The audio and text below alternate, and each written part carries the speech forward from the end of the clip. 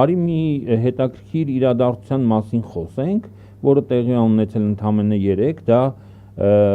Եվրամիության արտաքին գործերի հանձնակատար, այսինքն Եվրոպական դիվանագիտության ղեկավար Կայա Կալասի եւ Նիկոլ Փաշինյանի մոտ արտաքին գործերի նախարարի պաշտոնը զբաղեցնող Արարատ Միրզոյանի համատեղ ասուլիսից մի հատված հիշենք։ Սկզբում հանդիպում ա եղել, հետո ասուլիս ա եղել, ընդ որում ինչ որ 16 միլիոն 15 միլիոն եվրոյի աջակցություն ա խոստացել Կալասը Հայաստանին, ու գիտես ինչի համար։ Հալա, չէ։ Խորհրդ 2026 թվականի խորհրդարանական ընտրություններից առաջ Հայաստանի դիմադրողականության բարձրացման համար եւ իր խոսքում ինքը մասնավորապես sense մի բան ասել, որ ռուսական արբանյակները հարձակվում են, տեղեկատվական արշավ են կազմակերպում եւ այլն, ըստ էության իրանց ասածը հետեւյալն է, բոլոր այն ընդդիմադիրները, ովքեր պայքարում են Նիկոլ Փաշինյանի իշխանության դեմ, դրանք ռուսական արբանյակներ են։ Այսինքն այս մարդիկ փաստացի հայտարարում են, որ միջամտելու են 2026 թվականի խորհրդարանական ընտրություններին եւ ոչ միայն միջամտելու են քարոզչական իմաստով, այլ նաեւ փաստացի ֆինանսավորելու են Նիկոլ Փաշինյանի։ Բայց լավ 16-15 միլիոն եվրոն ինչ փող է, դրանով կարողանալու են ինչ որ բան ստեղծել։ Դե Զարա ջան, հիմա այսօր 15 միլիոն են տվել, վաղը էլի մի 20 միլիոն կտան։ Հետո հասկանում ես, հարցը մենակ գումարի մեջ չի, հարցը նրա մեջ է, որ հայ հասարակությանը սիգնալ է իջացում, որ իմացեք, որ մենք ամեն կերպ Եվրոպական միությունը, եվրոպական բյուրոկրատիան ամեն գնով աջակցելու է Նիկոլ Փաշինյանին։ Ես քեզ մի բան եմ ասում,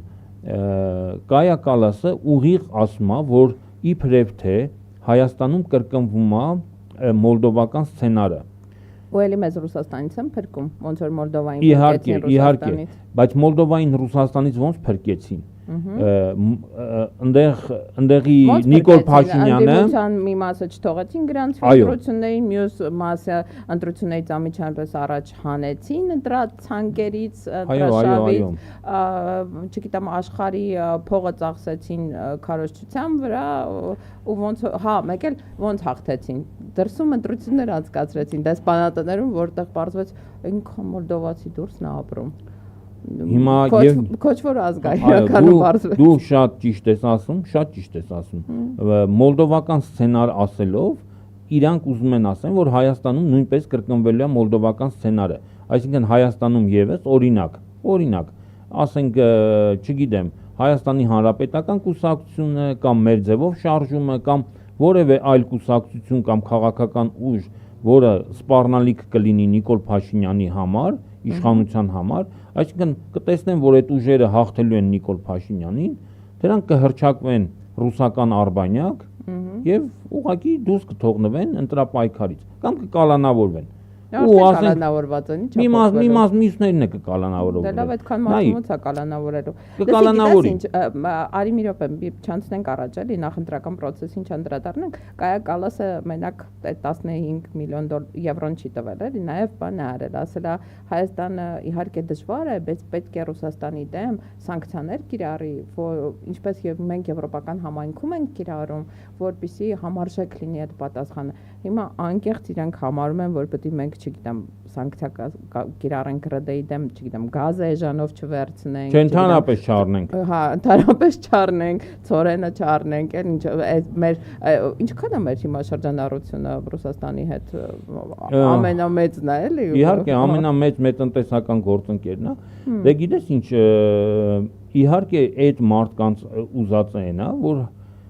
Հայաստանը ի վերջո, տես Վրաստանի խնդիրներ չեն նույնը, որ ասում էին, թե երկրորդ ճակատ պետքա բացեք, հիմա Հայաստանին նույնպես ասում են, որ պետքա ներքաշվեք Ռուսաստանի դեմ հակամարտության մեջ։ Ախր այն առաջին ճակատը ոնց որ փակվելու վրա է։ Ինչ մի հիմա ժբախտնա երկրորդ ճակատի։ Այդ քեզ է թվում, թե առաջի ճակատը, դու նկատի ունես ուկրաինական ճակատը փակվելու վրա է, իրականում նույն եվրոպացիները, նույն Կայա Կալասը ասում է, որ պատերազմը չպետք է ավարտվի,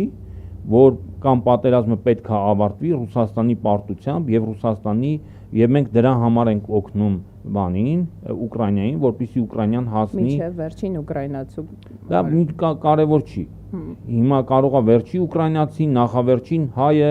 չէ, մի ժամանակ ոնց էին մեզ ասում, չէ, որ սա մի բարձ է։ Լսի, ես ուզում եմ ուրիշ բան մասին մենք նաեւ խոսենք, որ այս մարդիկ այնքան լկտի են, որ այդքան մարդ կալանավորելով, չէ, այդքան մարդ կալանավորելով, հելնում են ասում են, որ բանը Հայաստանում քաղ բանտարկյալներ չկան։ Երևի դու լսած կլնես, որ Հայաստանի արտարդատության նախարար Սրբուհի Գալյանը անունն էլա, չէ, խոսում, Սրբուհի, լրիվ սուրբ են։ Ինքը սուրբ Նիկոլը Սրբություն,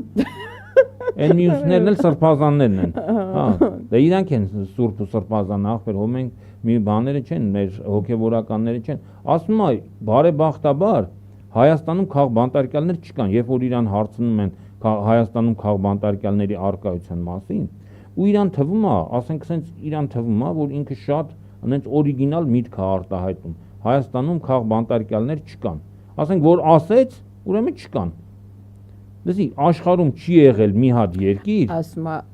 вот так делаю, не вижу, вот так делаю, вижу, вот так делаю, не вижу։ Հիմա իրաց ձեռը չի կարան, չէ, ասեն, բարձա չէ, որ իշխանությունը չի ասելու մենք քաղ բանտարկյալներ ենք պահում։ Պետք է բանանի բացառի այդ երևույթը։ Աշխարհում որևէ երկիր չի եղել, որտեղ ասեն, գիտեք ինչ կա, մենք այս մարդկանց բռնել ենք քաղաքական մոտիվներով։ Այո, մի 150 հոգի քաղ բանտարկյալով։ Հա, մեր երկրում կան քաղ բանտարկյալներ։ Է բոլոր երկրներում էլ մարդկանց եթե որևէ քաղաքական շարժառիթներով բռնել են, վրան այդ մարդկանց վրա ինչ որ քրեական գործ են սարքել, ասել են, որ մեր երկրում անտաղանդ են սարքում, հասկանում ես, հետույք բարի համար են բռնում։ Դա դաժե քրեական գործը տեղ չես կարողանում, էլի տակը դնես։ Շատ անտաղանդ են սարքում։